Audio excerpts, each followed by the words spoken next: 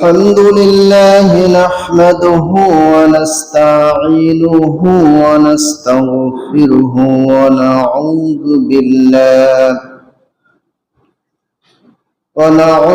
بالله من شرور أنفسنا ومن سيئات أعمالنا. من يهده الله فلا مضل له ومن يضلله فلا هادي له. ونشهد أن لا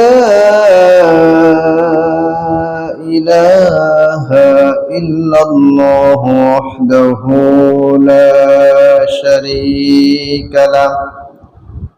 ونشهد أن سيدنا وحبيبنا ومولانا محمدا عبده ورسوله الذي أرسله بالحق بشيرا ونذيرا وداعيا إلى الله بإذنه وسراجا وقمرا منيرا. فقد قال الله تعالى في كلامه المجيد والفرقانه الحميد: أعوذ بالله من الشيطان الرجيم. بسم الله الرحمن الرحيم. واتقوا فتنة لتصيبن الذين ظلموا منكم خاصة واعلموا أن الله شديد العقاب.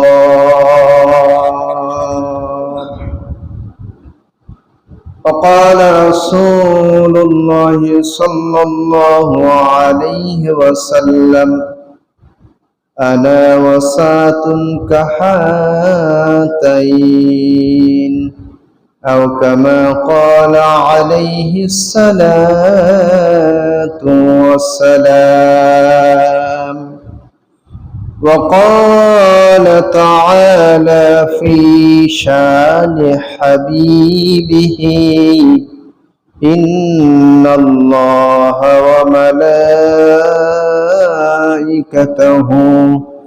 يصلون على النبي يا أيها الذين آمنوا صلوا عليه وسلموا تسليما. اللهم صل على محمد وعلى آل محمد كما صليت على إبراهيم وعلى آل إبراهيم إنك حميد مجيد. اللهم بارك على محمد وعلى آل محمد كما باركت على إبراهيم وعلى آل إبراهيم إنك حميد مجيد. الحمد لله আল্লাহ জাল্লা শানু সুবহানাহু ওয়া তাআলার শাহী দরবারে আমরা নগণ্য গুনাহগার বান্দা শুকরিয়া জ্ঞাপন করছি, যিনি আমাদেরকে পবিত্র জুমার নামাজের জন্য সমবেত হওয়ার সুযোগ দান করেছেন, আমাদেরকে তৌফিক ইনায়াত করেছেন। এজন্য আমরা সকলেই শুকরিয়া জ্ঞাপন করছি, সকলে বলছি আলহামদুলিল্লাহ। সম্মানিত হাজিরিন, আমরা হযরত ইব্রাহিম আলাইহিস সালাতু ওয়াস সালামের জীবনের পরে অনেকের চাওয়া এবং অনেকের দাবি কিয়ামতের আলামত।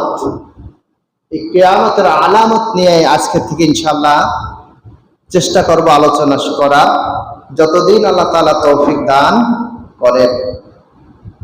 সুবহানাকা লা ইলমা লানা ইল্লা মা 'আল্লামতানা ইন্নাকা আনতাল আলিমুল হাকীম। রব্বিশরাহ লি সাদরি ওয়া ইয়াসসির লি আমরি ওয়াহলুল 'উকদাতাম মিন লিসানি ইয়াফকাহু কওলি।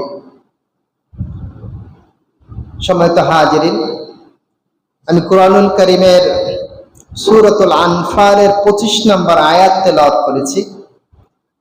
আল্লাহ সুবহানাহু ওয়া তাআলা এখানে বলেন, ওয়াত্তাকু ফিতনাতাল লা তুসিবান্নাল্লাযীনা যালামু মিনকুম খাসসা। আল্লাহ তাআলা বলছেন, ওয়াত্তাকু, ভয় করো, ফিতনাকে, যেই ফিতনা লা তুসিবান্নাল্লাযীনা যালামু মিনকুম, যেই বিপদ, যেই মুসিবত, যেই ফিতনা শুধুমাত্র তোমাদের মধ্যে যারা জালিম, যারা মানুষের উপরে অত্যাচার করে, আমি অত্যাচারের কারণে মানুষের উপরে গজব নাজিল করি, ফিতনা নাজিল করি, বিপদ নাজিল করি। এই বিপদ শুধু যে জুলুম করেছে, যে জালিম, তার উপরে শুধুমাত্র পড়বে না, তার জন্য নির্দিষ্ট না। এই সমাজে জুলুম দেখার পরেও, জালিমের অত্যাচার দেখার পরেও যারা চুপ থাকে, যারা মুখে কুলুপ এঁটে বসে থাকে, বোবা শয়তানের ভূমিকা পালন করে, তাদের সহ সাধারণ মানুষদেরকে আমি এই মুসিবতের ভিতরে ফেলে দেব, মানে নাউযুবিল্লাহ মিন যালিক। তাহলে এই যে গরমের চাপ যে শুরু হয়েছে, প্রচন্ড গরম তাপদাহ, এটা কি শুধুমাত্র যাদের জুলুমের কারণে, যাদের অবাধ্যতার কারণে, যাদের পাপের কারণে, যাদের গুনাহের কারণে, আল্লাহ তাআলার সাথে যারা কি বলছে, তাদের আল্লাহ তাআলার নাফরমানিতে যারা লিপ্ত আছে, শুধু কি তাদের উপরে গরমটা যাচ্ছে?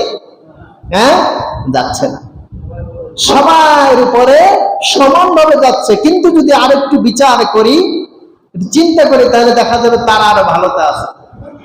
কারণ আমরা যারা সাধারণ মানুষ, আমাদের কিন্তু অধিকাংশ ঘরে এসি নাই, আছে নাকি? কিন্তু তাদের তো ঘরে এসি আছে, তাদের গাড়িতে এসি আছে, তাদের মার্কেটে এসি আছে, তাদের অফিসে এসি আছে, তারা আরো ভালো আছে।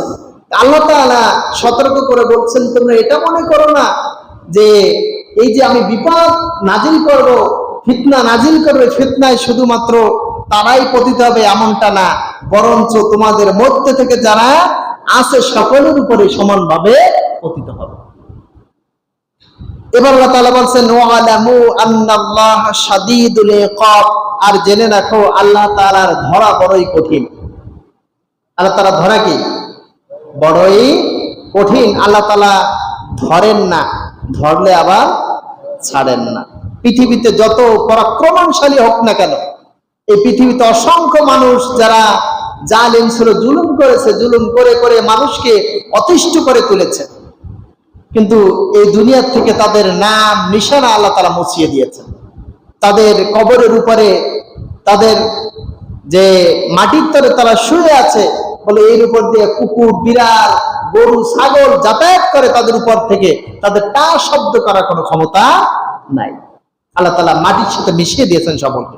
আল্লাহ তাআলা বলছেন যে এই বিপদ আসবে, এই ফিতনা আসবে, এই ফিতনা দ্বারা বোঝানো হচ্ছে আল্লাহ তাআলার গজব, আল্লাহ তাআলার আযাব, এই পৃথিবী ধ্বংসের লীলা শুরু হয়ে যাবে।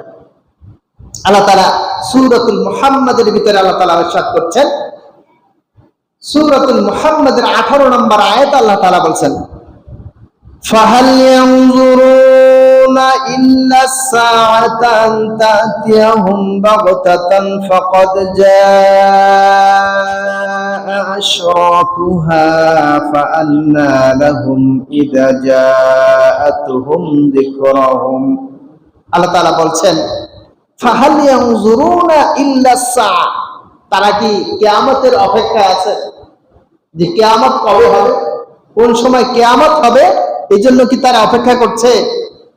আনতাতিয়াহুম বাগতা, যে হঠাৎ করে তাদের কাছে কিয়ামত চলে আসবে, যে কিয়ামতটা মনে হয় একেবারে 1 মিনিটের ভিতরে চলে আসবে, এরকম একটা অপেক্ষা করছে।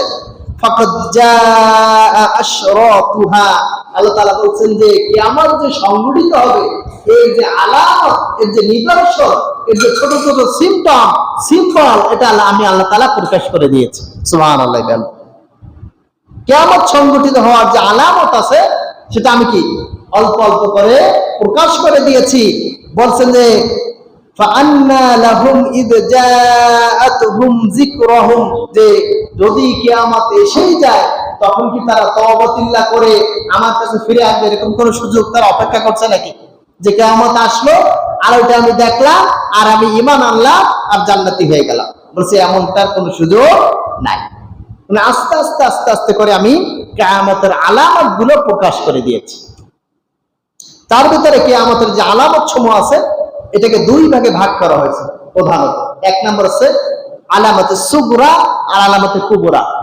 একটা হচ্ছে ছোট ছোট আলামত আর গুলো হচ্ছে বড় আলামত। বড় আলামত হচ্ছে 10টা। কয়টা? 10টা নির্দিষ্ট 10টা আলামত আছে।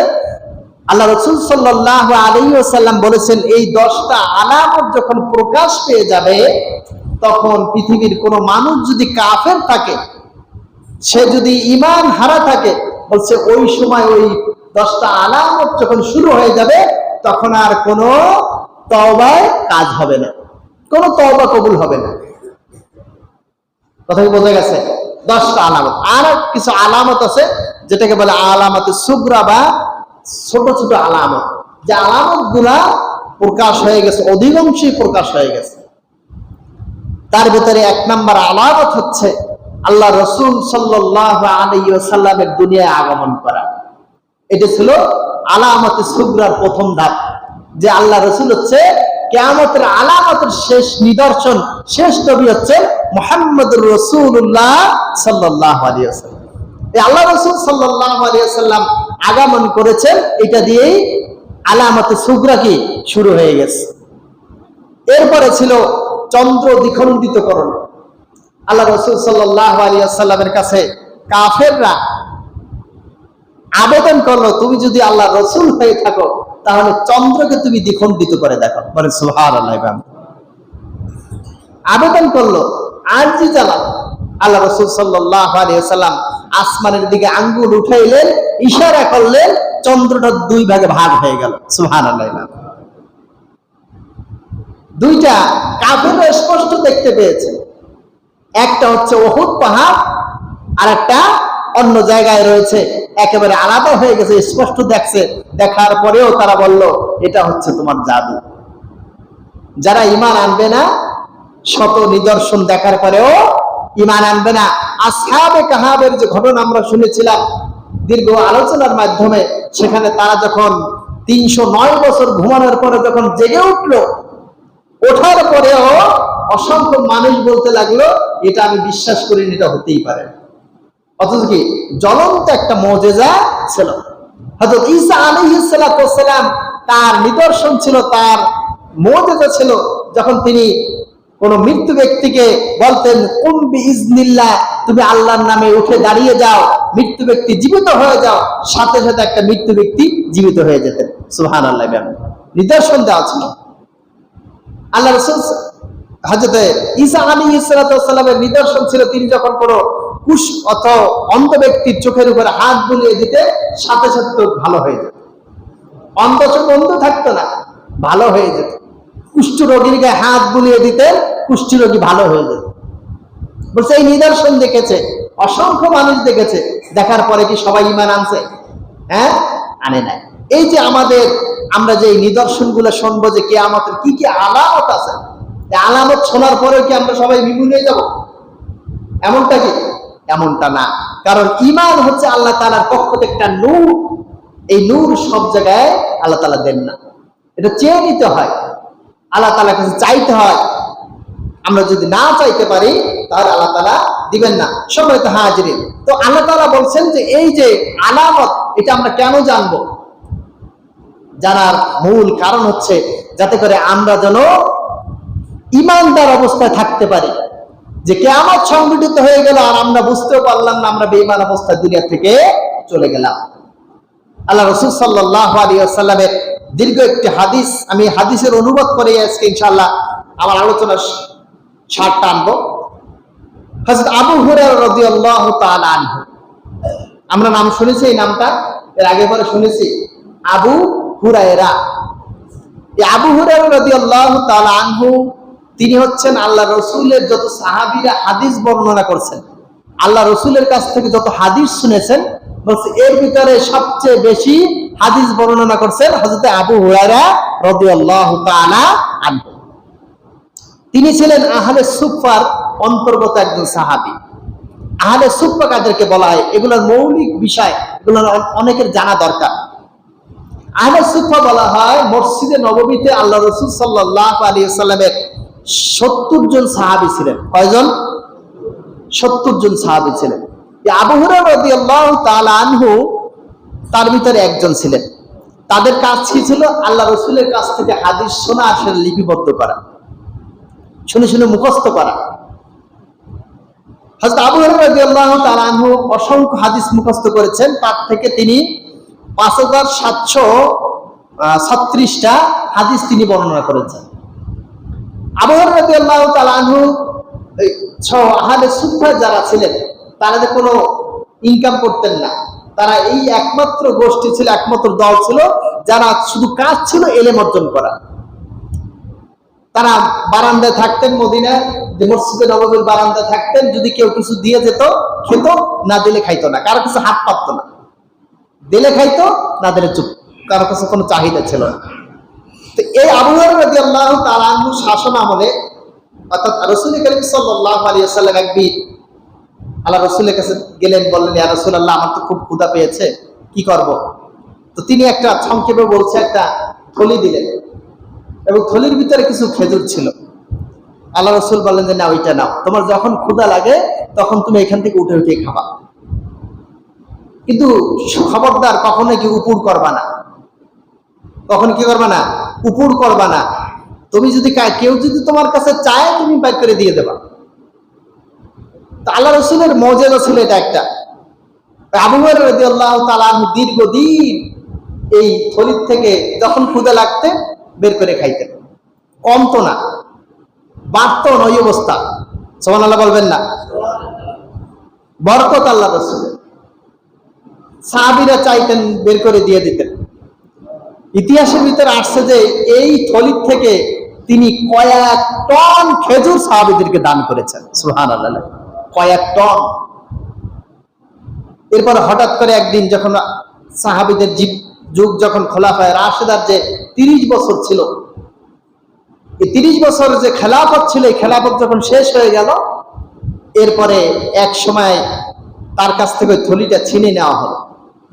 ছিনে নিয়ে তিনি বলতে লাগলেন, এর ভিতরে কি দেখবো আমি?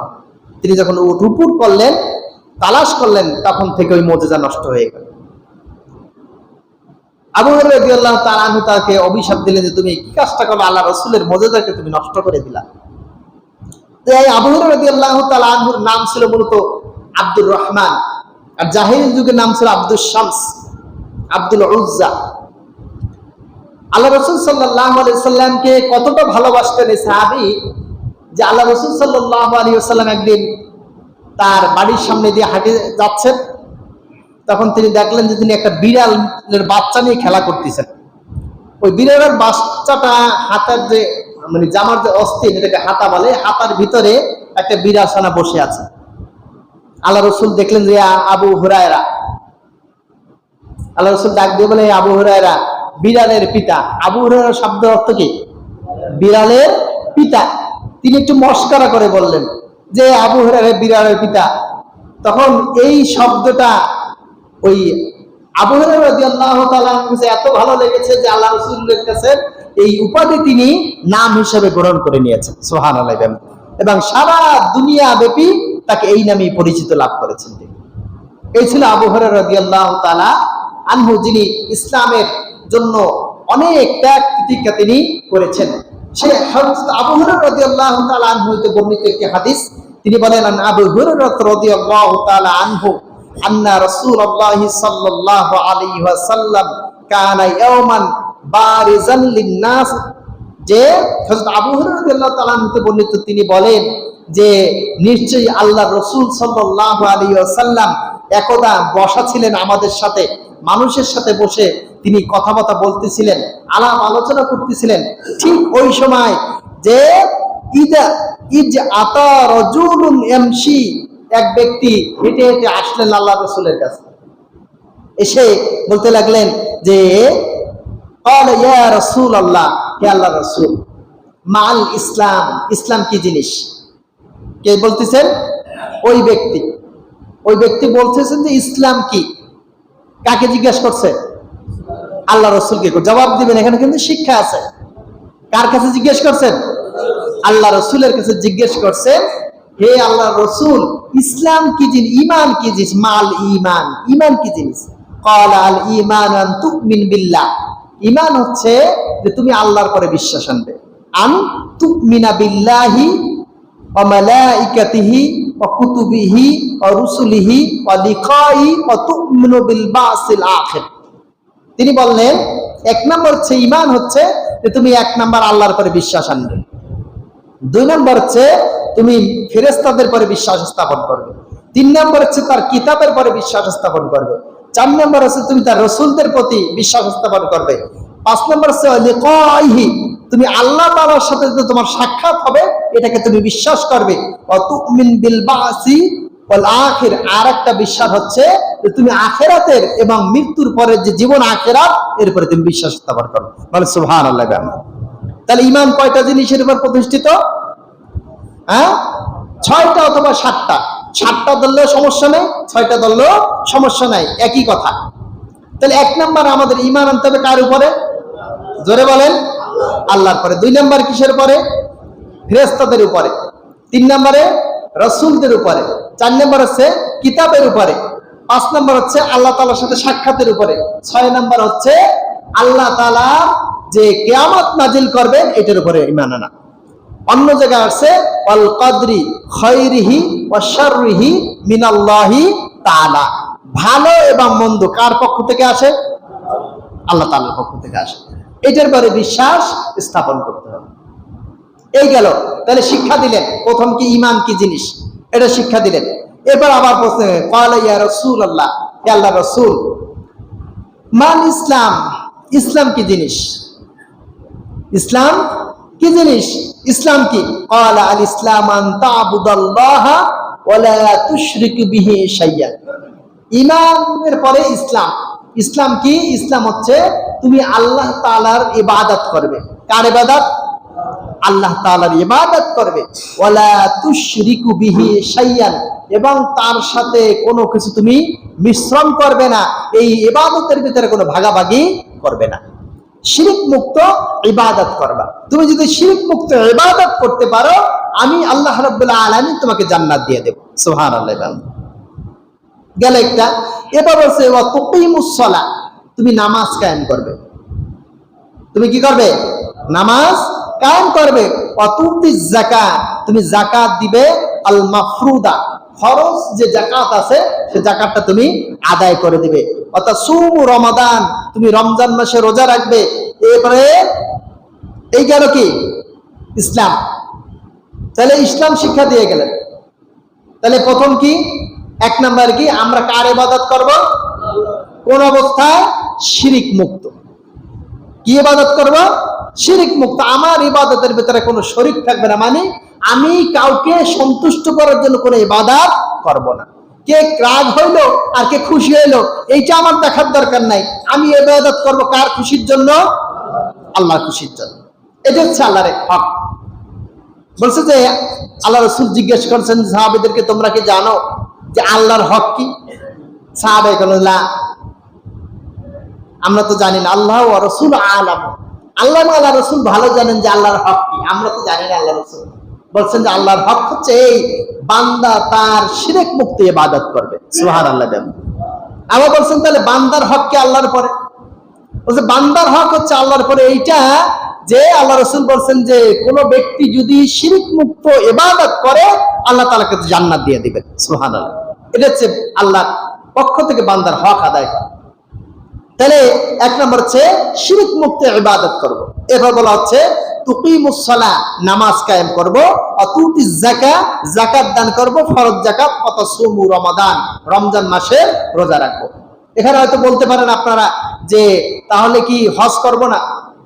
এইখানে যে ইবাদত গুলো আছে ম্যাক্সিমাম ইবাদত সকলের উপরে ফরজ, হজ কিন্তু সকলের উপরে ফরজ না।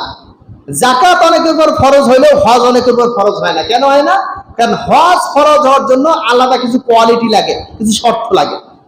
যেমন হজ ফরজ হওয়ার জন্য যেমন সম্পদ লাগে, 2 নম্বর হচ্ছে তার শারীরিক সুস্থতা লাগে, 3 নম্বর হচ্ছে তার রাস্তা নিরাপদ লাগবে। এই 3টা না হইলে হজ করতে পারবেন। একজন মহিলার পরে তার টাকা আছে, তার শরীরে শক্তি আছে, কিন্তু তার সাথে যাওয়ার মতন কোনো মাহরাম মানে না, বলছে তার উপরে হজ ফরজ না। কথা কি বলছেন?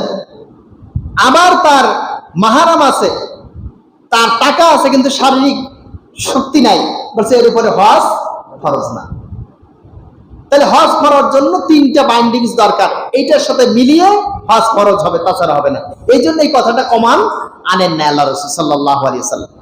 এরপরে আবার জিজ্ঞেস করছেন ওই লোকটা, ক্বালা ইয়া রাসূলুল্লাহ, হে আল্লাহর রাসূল, মাল ইহসান, ইহসান কি জিনিস? ক্বালা আল ইহসান আন তা'বুদাল্লাহা কাআন্নাকা তারাহু ফাইন লাম তাকুনু তারাহু ফাইন্নাহু ইয়ারাকা। আল্লাহ রাসূল সাল্লাল্লাহু আলাইহি ওয়াসাল্লামের কাছে প্রশ্ন করে আল্লাহ রাসূল বললেন যে ইহসান কি? তিনি বলেন আল ইহসান আন তা'বুদাল্লাহ, তুমি আল্লাহ তাআলার ইবাদত করবে, কাআন্নাকা তারাহু, কেন যেন তুমি তাকে দেখছো। কাকে? আমরা যে ইবাদত করি আল্লাহকে দেখি? কথা বলেন না, দেখি? দেখি তো নাই, দেখি কি? যারা আমরা বিভিন্ন সময় বিভিন্ন সিনেমা, নাটক বা বিভিন্ন বিষয়গুলো আমরা যখন দেখি, যখন নামাজে দাঁড়াই, তখন এসে ওইগুলো সব সামনে ভাসে। ভাসে কিনা বলেন? হ্যাঁ, ভাসে। তাহলে এই দৃশ্যগুলো আমার সামনে আসে, কিন্তু আল্লাহ রাসূল বলছেন যে তুমি ইবাদত করো এমনি ভাবে যেন তুমি আল্লাহকে দেখছো। এবার আল্লাহ রাসূল বলেন ফাইন লাম তাকুনু তারাহু, যদি তুমি মনে করো যে না তুমি এত বড় ইমানদার হয়ে পারো নাই, তোমার দ্বারা এটা সম্ভব না, তাহলে মনে করো ফাইন্নাহু ইয়ারাকা, আল্লাহ তোমাকে দেখছেন। কে দেখছেন? আল্লাহ আমাকে দেখছেন। আমি যে ইবাদতটা করি, আমি যে রবের সামনে দাঁড়িয়ে থাকি, সেই রব আমার সব কিছু দেখেন কি দেখেন না? হ্যাঁ, এই বিশ্বাস যদি আমার অন্তরের ভিতরে থাকে, আর এই বিশ্বাস নিয়ে যদি আমি ইবাদত করতে পারি, ওই ইবাদতে মজা হবে কি হবে না বলেন? হ্যাঁ, আমরা তো এটা মনে হয় না, আমরা তো এটা মনে করতে পারি না। আমার নামাজ হচ্ছে সবচেয়ে বড় হিসাবের জায়গা, আমার নামাজ হচ্ছে আমার হারানো জিনিস খুঁজে পাওয়ার জায়গা, আমার নামাজ হচ্ছে বাহিরের যত টেনশন আছে ওই টেনশনের সমাধানের জায়গা। হয় কিনা বলেন? আপনার একটা জিনিস হারাই গেছে, আপনি নামাজে এসে ওইটা নিয়ে খালি বুঝতেছেন। নামাজ ওদিকে 3 রাকাতের জায়গায় 4 রাকাত হয়ে গেছে, খবর নাই। সূরা কোনটা পড়ছেন আগের রাকাতে, দ্বিতীয় রাকাতে এসে ভুলে গেছেন যে কোন সূরাটা পড়ছিলাম, মনে নাই। হয় কি হয় না বলেন? তাহলে এটা কি ইবাদত হচ্ছে? আল্লাহ রাসূল সাল্লাল্লাহু আলাইহি ওয়াসাল্লাম বলেছেন যে ব্যক্তি ইখলাসের সাথে অন্তরের ভিতরে তাকওয়া নিয়ে, খুশু নিয়ে আল্লাহকে স্মরণে রেখে যদি কেউ ইবাদত করে, নামাজ আদায় করে, তাহলে ওই নামাজ দিয়ে বান্দা আমার কাছে যা চাইবে আমি তাকে তা দিয়ে দেব। সুবহানাল্লাহ, তাই দিয়ে দেব আমি তাকে। যার কারণে সাহাবায়ে কেরাম নামাজ পড়েছেন, পড়ার পরে যা চাইছেন তাই দিয়ে দিয়েছেন। কিন্তু আমরা নামাজ পড়লে হাজার অক্ত পড়তেছি, কিন্তু এক চুল পরিমাণে কোনো লাভ হচ্ছে না। কেন হচ্ছে না? কারণ আমার নামাজটা নামাজের মতন হচ্ছে না, আমার ইবাদতটা ইবাদতের মতন হচ্ছে না। সম্মানিত হাজিরিন, তাহলে এরপর আল্লাহ রাসূল সাল্লাল্লাহু আলাইহি সাল্লামের এই কথা বললেন, তাহলে ইহসান কি জিনিস? আমি কাকে দেখছি? আল্লাহকে দেখে ইবাদত করছে। যদি এটা না সম্ভব হয় তাহলে কি করছে? আল্লাহ আমাকে দেখছে, এতটুকু জেহেনের ভিতরে রেখেই ইবাদত করতে হবে। আবার জিজ্ঞেস করছে, ক্বালা ইয়া রাসূলুল্লাহ মাতা সাআ, হে আল্লাহর রাসূল, কিয়ামত কবে হবে? আমার আলোচনার বিষয় কিন্তু এখন কিয়ামত কবে হবে। ক্বালা মা সাইলু আনহা বিআলামু মিনাস সাইল, বলছে যে ব্যক্তি আমার কাছে জিজ্ঞেস করছে, প্রশ্নকারী যার কাছে প্রশ্ন করা হয়েছে তার চাইতে বেশি ভালো জানে। সুবহানাল্লাহ। যে আমি অতটা ভালো জানি না, যে প্রশ্ন করছে সে আমার চাইতে বেশি ভালো জানে। অন্য হাদিসে আসছে যে আমি যা জানি, প্রশ্নকারী যা জানে আমিও তাই জানি, এর বাইরে আমি কিছু জানি না। এরপর আল্লাহ রাসূল বলছেন যে ওয়ালাকিন সাউহদিসুকা আন আশরাতিহা, কিন্তু এই যে আমি জানি না কিয়ামত কবে হবে, কিন্তু একটা জিনিস আমি তোমাকে বলতে পারি, সেটা হচ্ছে যে কিয়ামতের কিছু আলামত আমি বলতে পারি, যে এই সিমটম বা আলামত দেখে তুমি বলতে পারবা যে কিয়ামত খুব তাড়াতাড়ি আসছে। যদি বলা হয় যে মসজিদটা কবে ভাঙবে, হয়তো কেউ উত্তর দিতে পারে না, কিন্তু আইসা যদি দেখে যে ওই জানলাগুলো খুলতেছে, এই ওয়ালগুলো খুলে ফেলাচ্ছে, উপরের তলা ভেঙে ফেলাচ্ছে, তখন কি মনে হবে? বলেন, তখন কি মনে হয়? মনে হয় মসজিদটা ভাঙা শুরু হয়েছে। এরকম কিছু আলামত। একটা প্যান্ডেল করা হয়েছে বিয়ের জন্য, বিয়ের প্যান্ডেলটা কবে ভাঙবে তা জানে না কেউ, কিন্তু আইসা দেখতেছে যে গেটের কি কাপড়গুলো খুলতেছে, বাঁশগুলো সরাই ফেলাচ্ছে, তাহলে বোঝা যাচ্ছে কি প্যান্ডেলটাও খুব ভেঙে যাবে দ্রুত। আল্লাহ রাসূল সাল্লাল্লাহু আলাইহি ওয়াসাল্লাম কিছু সিম্পটম দিয়ে দিয়েছেন, কিছু আলামত দিয়ে দিয়েছেন, কিছু সিম্বল দিয়ে দিয়েছেন, নিদর্শন দিয়ে দিয়েছেন, যেটা দেখলে পরে মনে হবে যে কিয়ামতটা খুব তাড়াতাড়ি সংঘটিত হওয়ার সম্ভাবনা রয়েছে। সময় তাহাজির। তাই আল্লাহ রাসূল বলছেন যে আমি তোমাকে কিছু সিম্পটম বলতে পারি, যে সিম্পটমের কারণে তুমি বলতে পারবা যে কিয়ামত কবে হবে। তখন তিনি বললেন যে ইজা ওয়ালাদাত ইমরাতু রাব্বুহা, যখন মনিব দাসী তার মনিবকে জন্ম দিবে, দাসী তার মনিবকে জন্ম দিবে। এবার বলছেন যে ফাযালিকা মিন আশরাতিহা, এটা হচ্ছে একটা কিয়ামতের আলামত। ওয়াইযা কানাত হুফারাতুন গুরাবাতুন রুসুন নাসু ফাযালিকা মিন আশরাতিহা, যখন দেখবা যে উলঙ্গ, গায়ে কাপড় চোপড় নাই এমন লোক মানুষের নেতৃত্ব দিচ্ছে, সমাজের নেতৃত্ব দিচ্ছে, বড় বড় নেতা হচ্ছে, বড় বড় দায়িত্বশীল হচ্ছে, তখন তুমি মনে করবা কিয়ামত শুরু হবে। এটা আর একটা সিম্পটম। এক নম্বরে বলছেন আল্লাহ রাসূল যে মনিব দাসী তার মনিবকে জন্ম দিবে, তার মানে কি? এটা কয়েকটা অর্থ করেছেন। এক নম্বর হচ্ছে দাসীর ঘরের ভিতরে বড় বড় হত্যাকর্তা জন্মগ্রহণ করবে। আজ থেকে 50 বছর আগে আপনারা সমাজ ব্যবস্থার দিকে যারা 70-80 বছর যাদের বয়স হয়ে গেছে, তারা একটু যদি পিছনের দিকে তাকান, যে আজ থেকে 50-60 বছর আগে যারা একেবারে খুব অভাবী ছিল, একেবারে গরিব ছিল, মানুষের বাড়িতে কাজ করত, রাখাল ছিল, বিভিন্ন পেশা নিয়োজিত ছিল, ওই সমস্ত মানুষ এখন দেখেন বর্তমানে সবচেয়ে বড় বড় অট্টালিকা হাঁকাচ্ছে কিনা বলেন। এবং যাদের বাড়িতে কাজ করত ওই সমস্ত মানুষ এখন এসে তাদের আন্ডারে কাজ করতেছে। একটা অর্থ যে বড় লোক গরিব হয়ে যাবে, গরিবরা ধনী হয়ে যাবে। আর একটা অর্থ করেছেন যে তার অর্থ হচ্ছে যে এমন সন্তান জন্ম দিবে মায়েরা, যে সন্তান তার মাকে দাসী হিসেবে ব্যবহার করবে। তার মানে আমার স্ত্রী আছে, আমি আমার স্ত্রীকে খুব আরামে রাখি, কিন্তু আমার মাকে দিয়ে দুনিয়ার যত কাজ সব কাজগুলো করাই। হচ্ছে কিনা এটা বলেন? হ্যাঁ, একজন কাজের লোকের সাথে যে আচার আচরণ ব্যবহার করা হয়, ঠিক একই ব্যবহার সন্তান তার মায়ের সাথে করবে। এটা হচ্ছে কিয়ামতের একটা আলামত। এটা কি প্রকাশ পেয়েছে না এখনো বাকি আছে? জোরে বলতে হবে। কতটুকু? একেবারে 100% প্রকাশ হয়ে গেছে, আমরা এটা দেখতে পাই। দ্বিতীয় যে আল্লাহ রাসূল আলামতটা বলেছেন যে একেবারে দরিদ্র হতাশা শ্রেণীর মানুষ, যাদের গায়ে কোনো কাপড় থাকবে না, অথবা এখানে যারা উলঙ্গ বেহায়াপনা মানুষগুলো নেতৃত্ব দেবে। আমাদের সংসদে গান চলে কি চলে না? নায়িকারা সংসদে আছে কি নাই? আছে। তাহলে আমরা কি তাদের অধীনে না? কথা বলতে অধীনে কিনা? তাহলে তারা নেতৃত্ব দিচ্ছে না, অথচ ভালো মানুষগুলো সমাজে চেপে যাচ্ছে, চাপাই রাখা হচ্ছে, তাদের হাতে নেতৃত্ব দেওয়া হচ্ছে না। তাহলে এইটা হচ্ছে আর একটা আলামত, যেটা প্রকাশ পেয়েছে কি পায় নাই? হ্যাঁ, পেয়ে গেছে।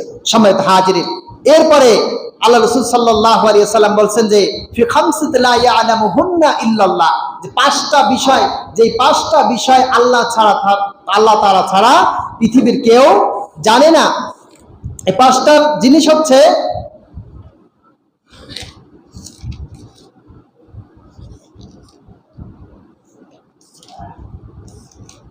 আল্লাহ রাসূল সাল্লাল্লাহু আলাইহি ওয়াসাল্লাম বলেছেন যে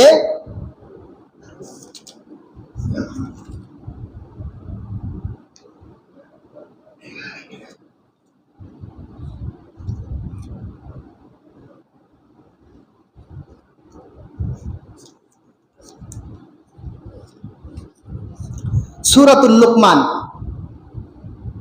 31 নম্বর সূরার 34 নম্বর আয়াতে আল্লাহ তাআলা বলছেন যে ইন্নাল্লাহা ইনদাহু ইলমুস সা ওয়া ইউনাজ্জিলুল গায়সা ওয়া ইয়ালামু মা ফিল আরহাম ওয়া মা তাদরি নাফসুম মাযা তাকসিবু গাদা ওয়া মা তাদরি নাফসুম বিআইয়ি আরদি তামুত ইন্নাল্লাহা আলিমুন খাবীর। আল্লাহ তাআলা বলছেন যে ইন্নাল্লাহ, নিশ্চয়ই আল্লাহ তাআলা, ইনদাহু ইলমুস সা, এই যে পাঁচটি বিষয়ে একমাত্র আল্লাহ ছাড়া পৃথিবীর আর কেউ জানে না। কয়টা বিষয়? পাঁচটা বিষয়। এই পাঁচটা বিষয়ের টোটাল জানার ক্ষমতা একমাত্র আল্লাহ তাআলা। তার মধ্যে এক নম্বর হচ্ছে কখন কিয়ামত হবে। আমরা সিমটম বলতে পারছি যে এই সিমটমের কারণে কিয়ামত হতে পারে, কিন্তু আসলে কবে হবে এটা কে জানে? আল্লাহ তাআলা জানে। এবার বলছেন যে ওয়ায়ানজিলুল গায়সা, কখন বৃষ্টি হবে এটা কে জানে? আল্লাহ তাআলা ছাড়া। এবার বলছে ওয়া ইয়ালামু মা ফিল আরহাম, গর্ভের ভিতরে কি আছে, একটা মাতৃগর্ভের ভিতরে কি আছে এটা কে জানে? আল্লাহ তাআলা ছাড়া কেউ জানে না। ওয়া মা তাদরি নাফসুম মাযা তাকসিবু গাদা, একজন ব্যক্তি আগামীকাল কি করবে এই কে জানে? আমরা পরিকল্পনা করতে পারি, কিন্তু আসলে কি বাস্তবায়ন করা সম্ভব? সম্ভব নয়। অনেকেই তো ঈদ করার জন্য ঢাকা থেকে রওনা হয়েছিলেন, সবাই কি ফিরেছেন বাড়িতে? আবার এখান থেকে ঢাকা অফিস করার জন্য অনেক মানুষ তো রওনা দিয়েছেন বাংলার এই প্রান্ত থেকে ও প্রান্ত, জানান জায়গা থেকে, কিন্তু ঢাকা কি পৌঁছাইছে? সবাই পৌঁছায় না। তো আল্লাহ তাআলা ছাড়া কেউ জানে না যে আগামী দিন এক বান্দা কি করবে। এরপর বলছে ওয়ামা তাদরি নাফসুম বিআইয়ি আরদি তামুত, যে একটা মানুষ জানে না যে তার মৃত্যু কোন জায়গায় হবে, কোন জায়গায় সে মৃত্যুবরণ করবে, এটা কেউ জানে না। এবছরও প্রায় 48 জনের মতন হাজি, বাংলাদেশের হাজি ইন্তেকাল করেছেন। এটা যেমন একটা সৌভাগ্যের বিষয়, তেমন কষ্টেরও বিষয় যে তারা বাংলার মাটিতে শুইতে পারলেন না, কিন্তু আনন্দের বিষয় হচ্ছে এটা যে তারা হজ করতে গিয়ে আল্লাহ তাআলার মেহমান হিসেবে দুনিয়া থেকে বিদায় নিয়েছেন। সুবহানাল্লাহ। তার ভিতরে ডুমুরিয়ার একজন আছে, ডুমুরিয়া বাজারের পরপারের মাওলানা জুবায়ের হোসেন, তার মা আছে, ইন্তেকাল করেছেন। তো তারা সৌভাগ্যবান। আল্লাহ রাসূল বলেছেন যে ব্যক্তি হজরত অবস্থায় মৃত্যুবরণ করে আল্লাহ তাআলা তার জন্য জান্নাত ওয়াজিব করে দেন। সৌভাগ্য তাদের।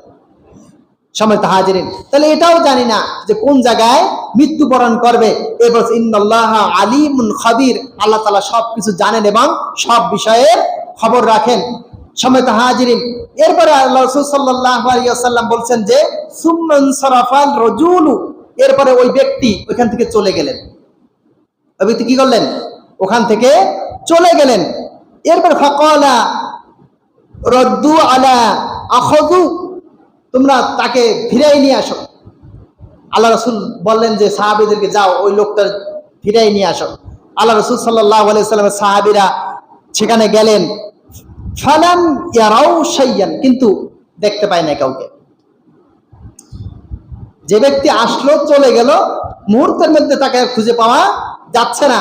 এরপর ফাকালা হাদা জিবরাইল, আল্লাহ রাসূল সাল্লাল্লাহু আলাইহি ওয়াসাল্লামের কাছে বললেন যে আল্লাহ রসুল আমরা তো খুঁজতে গিয়েছিলাম কিন্তু তাকে পাচ্ছি না।